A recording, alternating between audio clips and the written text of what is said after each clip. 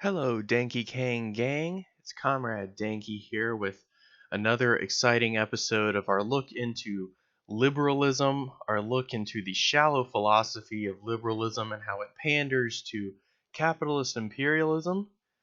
And here we have today the bad progressive David Pakman here with telling us all what the real problem with the left is today. So I want to hear what he thinks the real problem with the left is.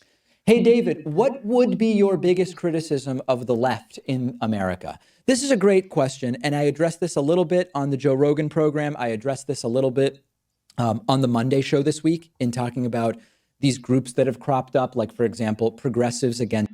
And it is interesting to see that when Joe Rogan does have the occasional and very rare leftist on his show, it's folks like David Pakman and it's folks like Jimmy Dore.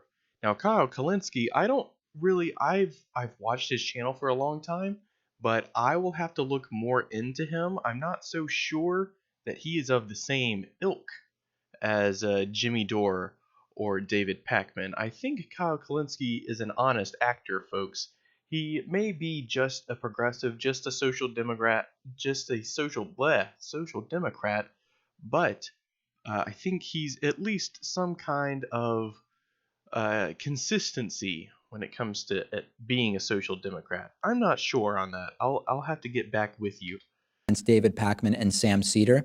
As many of you probably know, I am against toxic identity politics, but I don't think toxic identity politics. All right, so for those of you out of the loop, I'm also sort of out of the loop. But there is a sort of a spat going on between the David Pakman fan base and the Sam Cedar fan base. Uh, Cedarites accuse David Pakman fans of being just liberal shills, and I want to say the same insult applies for the other side as well. I'm not really sure. Is as big of an issue on the left as some think it is. When I see identity politics used as a cudgel, I call it out. But mostly, my view on identity politics is we all should have a say, and we should be aware that people whose identity relates to the issue at hand in some particular way might have valuable insight, which we should listen to. Wow, hugely controversial, right? But that's my view. When it comes So he bashes identity politics on the left. I'm not really sure what he means by that. I wish he could point out specific examples because, typically, we just look at stuff like female characters in video games, for example. That's something that everyone calls out as being like identity politics in the left. Does David necessarily have a problem with that? Minority and representation in media? Does he have a problem with uh, I don't know. I just don't understand where that comes from. Where this uh, deridement against leftist identity politics comes from. Because, when we see identity politics from the right, it's typically this disgusting racial politic, like the Jews are controlling everyone and pitting all the other races against the poor white man who is genetically superior. They always go down that sort of racist rabbit hole. Left wing identity politics is largely a response to that. It's largely people of color trying to say, hey, we have been marginalized and pushed to the curb all these years, and I want some representation here. I want my voice to be heard loud and proud. And, white men, straight white men, have had their chance to shine on the stage, and it's time to let some other people shine now. I don't think there's anything wrong with that. And if that makes me an SJW, then, I don't give a fuck. comes to SJW, whatever, right? I mean, okay, there are people who in any movement can take things too far, but big picture, SJWs are not the problem on the left. Antifa. Okay, to the extent Antifa. Yeah, I'm glad that we've cleared this up with David Pakman that social justice isn't a problem on the left. If anyone honestly thinks that social justice is a problem on the left and they want to count themselves among the left, they need to seriously re examine that position because it doesn't make any fucking sense. Left-wing politics is inherently politics of social justice. You think Marx preached the liberation of the working class from a non-social justice standpoint? Okay, I would like to know what that is, but yeah, I mean it's baked into the DNA of the movement, dude. has been violent, I'm against it. But Antifa He said to the extent that Antifa has been violent, I'm against it. I mean, what little violence there has been from Antifa has largely been in response to Nazi presence, and I would like uh, to see more so-called progressives just come out and say, yes, it's okay to punch Nazis. Yes, it's okay to take a stand for marginalized communities in the form of direct action on the streets. Sometimes in politics, you have to defend yourself, especially when your opponent is someone who isn't interested in hearing about ideas and certainly isn't interested in living together with you as equals. So Antifa is, like I say before in all my videos, the first line of defense against fascism. Because if we try to rely on the state apparatus or the Democratic Party or the police to assist us, it's not going to fucking happen, folks. is very small, and it is not representative of the left's issues in any kind of big picture sense. Okay, and when he says anti-fascism isn't representative of the left's issues in any kind of big picture, I think David is being pretty dismissive of the entire point of anti-fascism. Like, you don't think it's a big deal? It's a small marginalized issue to be against fascism and to oppose fascism? Let me tell you something, David Pakman. The place I live, there are white supremacists all the fuck over the place. And we need Antifa down here in the South because without Antifa, uh, I'm sure these white supremacists would be a hell of a lot more emboldened to go out and do the scummy crap that they do. Maybe if they felt afraid of getting a milkshake thrown at them, they might think twice before they say some hateful bullshit. Sense. So what I do think is a problem on the left that worries me is the too rigid definition of what is acceptable within the left at this point in time. I'm not going to redo this entire commentary because I did it on Monday, but there's a really good article in Politico by Joshua Seitz called Progressives Should Read Progressive History so that they don't blow it this time.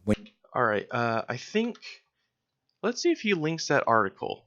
It'd be so cool if he did, but doesn't look like he did. Um, I might dig up that article and read it later, but if David does a good job of summarizing it, I probably won't have to. When you go back to the progressive movement of the early 1900s, when you go to the New Deal era of the 30s, and you see the huge successes that progressives accomplished, when you look at conservatives in the 70s and 80s, the conservative I hope David is realizing when he's saying progressive, he largely means socialist activists. The progressives came along as largely a response to that. Franklin Roosevelt, newsflash, folks, Franklin Roosevelt didn't pass the Green New Deal out of the goodness of his heart. He did it because he wanted to avoid a socialist revolution like that seen in Russia. All right, and even though it was opposed by the big capitalists at the time, they Roosevelt's bloc viewed it as essentially the only possible way to avoid a socialist revolution. So these so-called progressive achievements you've accomplished were done not by the work of progressives. All the hard work, all the real hard work was done by the communist activists. coalition of the 70s and 80s. They accomplished stuff I don't like, but part of what they did in progressives in the early 1900s and in the 30s and conservatives in the 70s and 80s is that they didn't define their movement so narrowly that over a 10% disagreement or a 20% disagreement, they cut people out from even being allowed to work together where they agree. So I'll give you some examples. There is a disagreement on the left about whether Nicolas Maduro is a good guy or not a good guy, whether he's been good or bad for Venezuela. I think that the evidence is strikingly clear that Chavez Maduro have been a disaster for Venezuela. Well, here we have our first big issue, David, because I think you've completely bought into the imperialist Western narrative that Chavez and Maduro are these evil dictators, even though they were elected in a completely democratic process. Uh, and the action that they took against the national constituency was perfectly within their legal rights. I mean, let's look. Uh, let's look at Venezuela.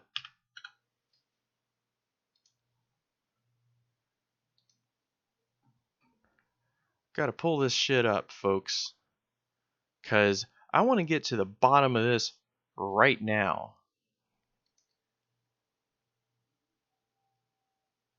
Blah blah blah blah blah. Yeah, the National Constituent Assembly. I just wanted to make sure I had that word right. I didn't want to sound like a doofus face, but yeah. So now, am I saying that Majoro is perfect? No. In a future episode, we will go into detail about the problems that Venezuela faces, but let me just say right now that Venezuela faces a slew of economic issues, both internal and external opposition. Of course, Venezuela isn't a socialist country in the traditionally imagined sense of like the Soviet Union because not all of the key industries of the nation have been nationalized. Large sectors of the oil industry have been certainly, but there are large sectors of the agricultural industry that remain under the control of big capitalists, and they have been absolutely obstinate in their refusal to relinquish even a little bit of control to the Chavista government. There's a very big problem with illegal money funneling, goods funneling, and just all kinds of illegal backdoor shenanigans being perpetrated by these large companies in Venezuela that are essentially antagonistic towards the Chavista government. They are withholding goods from the public markets, much needed goods that people can't get a hold of easily anymore. And so, this is why you see the scarcity of certain goods in Venezuela and the abundance of others, because the sectors of the market which are controlled by the private sector, by these big companies, they are withholding their goods. They're trying to damage the economy. And this is a big part as to why the Venezuelan economy is hurt, but it's also hurt because the value of its currency is dictated relative to the US dollar. And so, therefore, it's dictated by the powers of Miami and Bogota, big banks there, not necessarily by the Venezuelan people. So, you have this runaway inflation as a response of US backed banks and sanctions. You had this internal opposition, and then you had a series of coups in 2002. You had a series of coup and done by the United States. And you know what happened? We almost overthrew Chavez, but his people liked him so much they freed him and they brought him back in power. So big failure there. And now this goober Juan Guaido, a U.S. puppet, has been sent there to try to foster up support. He has claimed himself president of Venezuela, even though no one knew who the fuck he was. And he campaigns on the disaster capitalism ticket, ladies and gentlemen. So, all that said, uh, you know, supporting Juan Guaido and an overthrow of Maduro is essentially supporting U.S. imperialism, a CIA-backed coup, something that America has been doing in Latin America for, oh, I don't know, probably 100 years by now. Uh, so yeah, great job, David. Real progressive of you to back imperialist regime change in Venezuela. But it doesn't really matter if people disagree with me on that if we are united in the reality that the United States should not intervene. the United States involvement in regime change in Latin America has been a disaster, that we need to keep John Bolton away from Venezuela, we need to keep Trump away from Venezuela. Every time I say this, Okay, so David's a non-interventionist, but he still shits all over Venezuela, and he backs the same imperialist propaganda that the U.S. Western media parrots constantly. So, I mean, even though David doesn't technically support intervention, he is still parroting the same interventionist propaganda that drums up support for the war. So he's not really doing anybody any favors. It'd be like in World War II if somebody, or in Vietnam, if somebody was a conscientious objector and they said, let's not go to Vietnam, but those Vietnamese sure are scary. They sure are a threat, aren't they? They sure are authoritarian, aren't they?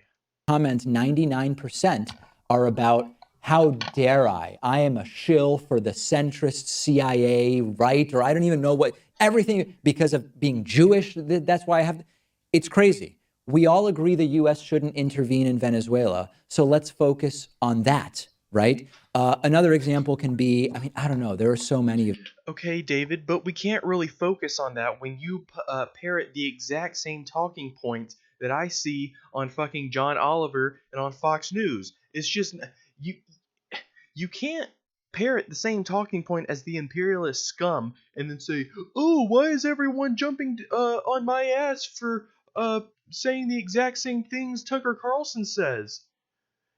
Except he doesn't call for regime change. That's literally the only difference. But he still parrots the same shit about Maduro being a dictator. Uh, just their economic policies of Maduro and Chavez being a horrible thing for Venezuela. It's all bullshit, folks. And David Pakman, I don't know if he's actually researched this and he's just being deliberately ignorant about it, but he's backing the imperialist propaganda machine right now. Of these. When it comes to the impeachment of Donald Trump, increasingly the left is united that there have been impeachable offenses and that at minimum an inquiry should start. And very often you will see a division start because some people believe the Mueller report and others on the left seem to believe the Barr letter. If either way you think, aside from, quote, collusion, that there is impeachable activity that Donald Trump has engaged in, why are we arguing about collusion at this point? It just doesn't make any sense. Okay, I think the reason why we're still arguing about collusion is because the president is constantly going around saying, there's no collusion, no collusion, no collusion. So until he's finally just has a fucking impeachment hearing brought before him and he has to fucking go on the witness stand and get grilled under cross examination, like, we're not going to get any answers, folks. And the truth is, I want Trump to be impeached. I want so bad for Trump to be impeached. But then we'll just get President Pence. And that won't be good either, folks. My whole stance on that is it'll be better than Trump because uh, at least Trump isn't as crazy, or at least Pence isn't as crazy as Trump. Pence is still crazy. He's still a batshit lunatic, but he's not crazy in the same way as Trump. He's not like unstable crazy. I can pretty much predict what Mike Pence would do as president. I can't fucking predict what Donald Trump is going to do as president. Nobody can. And that's what makes him so fucking horrifying. Uh, the fact that the Democratic Party hasn't at least brought impeachment proceedings against him shows just how spineless and weak they really are. Uh, and at this point, I don't give a fuck. They should bring impeachment proceedings against him just for sheer incompetency. Don't even worry about collusion. Don't even worry about fucking campaign finance violations, all that shit he actually did. Just for sheer incompetency's sake alone, I think he should be have impeachment proceedings brought against him. Aside from the fact that there were very few people on the left who actually were expecting evidence that Trump personally colluded with Putin. I mean, I don't know who was expecting that. I said in April of 2018 that I wasn't. So the real concern for me is that I don't want the progressive movement to draw lines so narrowly about what is acceptable, either via litmus tests or whatever, that people who could get together. Okay, but here's the deal, David Pakman. What if you are some kind of progressive guy just like you, but you hate the Jews? You just can't stand Jews, and that's the one issue you just won't budge on, and you think that the Jews should just not exist or just be forcibly deported. Or what if your big issue was you don't believe that gays and trans people deserve the right for marriage? So, I mean, these are some big fucking issues. What if you're a giant progressive, but you also believe trickle down economics works? How the fuck do you make that make sense, first of all? But secondly, are you really going to let somebody have a seat at the table who would bring those kinds of reactionary, regressive crap ideas to the conversation and into the movement? If you want to build a movement with any kind of momentum, it has to have some kind of unified ideology, David. It can't just be led around by just, in 20, 30 different directions. It has to have a unity in action, diversity, and voice. And that doesn't mean that we should let all voices have a conversation at the so-called progressive table. We shouldn't have room at the progressive table for folks like Jimmy Dore. We shouldn't have room at the progressive table for conspiracy peddling weird assholes like him, uh, or anybody that just supports blatant imperialism, like that scene in the state of Israel, or that scene against the state of Venezuela. It's a real shame to see. And accomplish 80% of the agenda on which they agree are going to instead end up being enemies or at least adversaries or at least talking past each other and not working together because of some 10 or 20% of the agenda on which they disagree. That's what I think is the biggest problem with the left right now. Okay, so 80s. just to kind of finish up with my final thoughts here on this, I am more than willing to work with so-called progressives, so-called social democrats, to accomplish real uh, change for the progressive movement and for the working class in this country. We need politicians like AOC, and we need to support them because it's as good as it's going to get within the current system, ladies and gentlemen. I don't expect a Marxist Leninist, hardcore Stalinist guy to come up in Congress and say, you know what, we need to behead all the capitalists and instill a dictatorship of the proletariat right here, right now, ladies and gentlemen. Um, I just don't see that ever happening. And if somebody even came along who was remotely like that, they would probably get thrown in Guantanamo. But, that being said, uh, there are lines in the sand that I draw. It's unfortunate that social democrats support capitalism, and to that extent, I'll fight them every step of the way. Uh, I think it's not enough, clearly, but in terms of getting individual pieces of legislation passed that will alleviate the burden on the working class, even just a little bit, I'll consider marching with them in those instances. But all the while keeping in mind that their goals are not aligned with that of the working class.